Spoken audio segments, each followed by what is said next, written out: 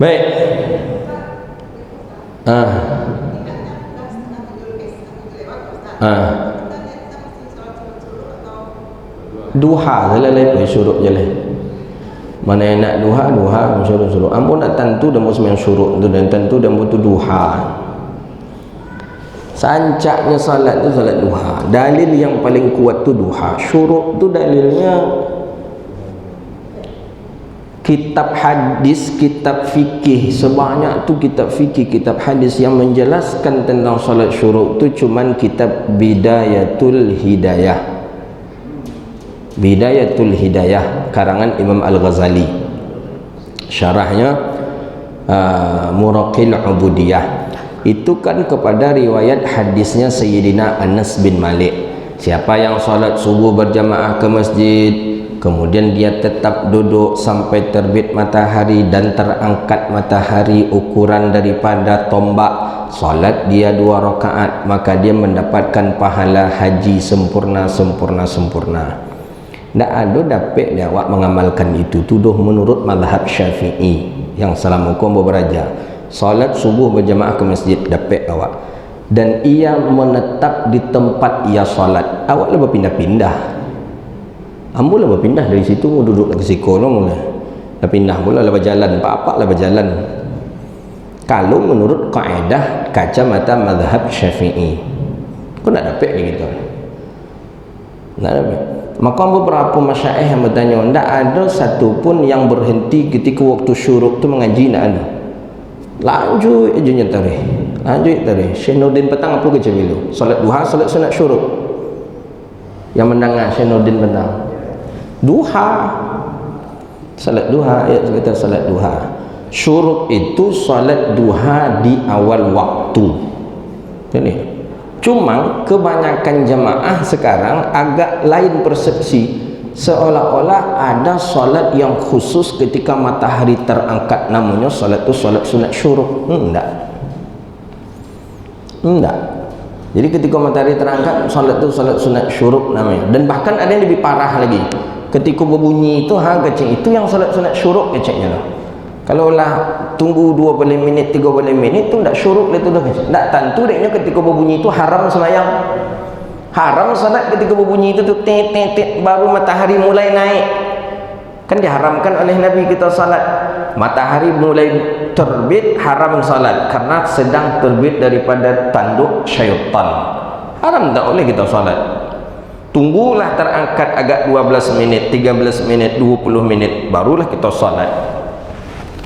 Cuman ada guru-guru kita mengatakan ada solat sunat syuruk. Mana nak membuat solat sunat syuruk silahkan, tapi kalau kamu lebih afdalnya duha saja. Apalagi jam-jam sudah jam seperti ini, sudah tinggi matahari terangkat, lebih afdal, lebih elok kita solat sunat duha daripada syuruk lagi. Gitu dia. Ada waktu duha tu waktu yang afdal, ada waktu yang tafdil, ada waktu yang makruh ketika waktu-waktu yang sudah mendekati zawalnya matahari. Zawal matahari tergelincir, gitu nih.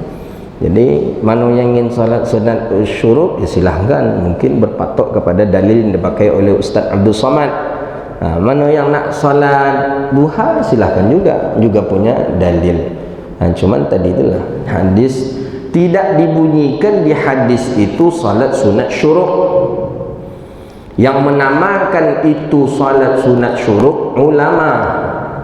Sedangkan salat duha yang menamakan itu duha siapa? Nabi, hadis. Cuba cari di hadis Nabi. Cik saja hadis jadilah. Kalau ada namanya salat sunat syuruk, cik saja hadisnya. Tak ada. Yang ada salat sunat duha, salat sunat witir, apalagi salat sunat tahajud, salat sunat qiyamul lail, salat sunat hajat, salat sunat wudu, salat sunat tahiyatul masjid, salat sunat syuruk tidak ada. Jadi yang menamakan itu salat sunat syuruk itu siapa? Ulama. Dari mana ulama menamakannya? Daripada hadis Anas bin Malik tadi. Gitu dia. Begitu dia.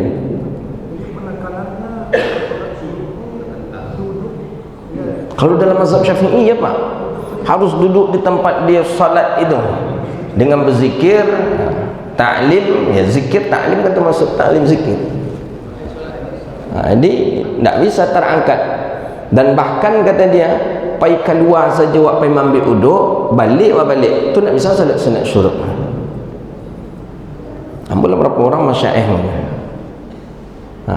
Salat sunat syuruk di Pekanbaru ko yang pertama kali menggalakkan itu kan Ustaz Abdul Samad ketika kajiannya di An-Nur. Ustaz Abdul Samad pertama kali.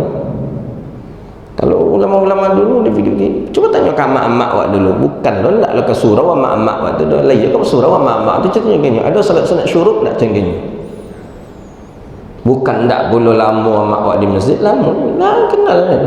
Hanya tentu salat sunat hajat, salat sunat taubat, salat sunat duha, salat sunat tahajud, salat sunat witir, tarawih, syuruk nak. Nah, tapi dia lah, ada ulama berpendapat nak mengamalkannya silahkan, tak jawab pun. Gitu dia.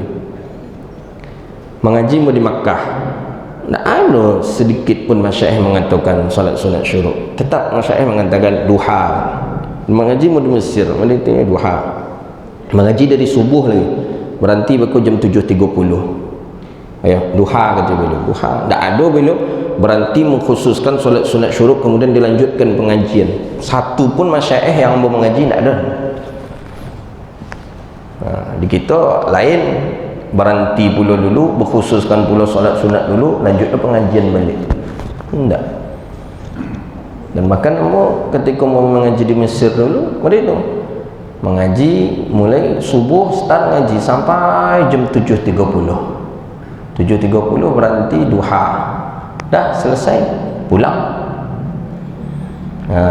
Karena kuliah dakik dari situ, masuk kuliah jam 8. Kalau musim angin jam 9 masuk kuliah. Nah, mau berhenti khusus solat dulu kemudian naik lagi ngaji balik. Begitu. Nah, tadi itulah kesimpulan. Mana nak salat syuruk salat, nak duha. Gitu. Baik. Subhanakallahumma wa bihamdika asyhadu an la ilaha illa anta astaghfiruka wa atubu ilaihi. Rabbana atina fid dunya hasanah wa fil akhirati hasanah wa qina adzabannar. Allahumma faqihna fid din wa 'allimna ta'wil wahdina ila siratikal mustaqim. Rabbana zalamna anfusana wa illam taghfir lana wa tarhamna lanakunanna minal khasirin. Rabbana atina fid dunya hasanah wa fil akhirati hasanah wa qina adzabannar. Wa sallallahu ala nabiyyina Muhammadin wa ala alihi wa sahbihi ajma'in. Walhamdulillahi rabbil alamin. Assalamualaikum warahmatullahi wabarakatuh.